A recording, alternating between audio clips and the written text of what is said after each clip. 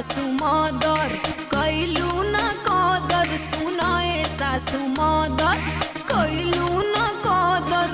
बहू के अपने बहू न बुझलू,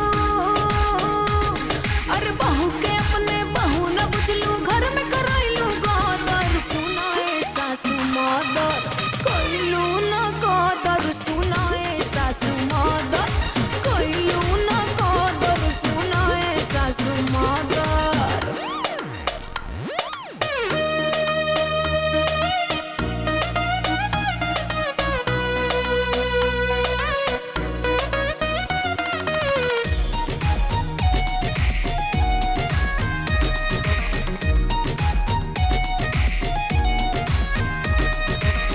बन के दुल्हनिया जब से घरे तोहरे आईनी, एको दिन चैन से हम रहे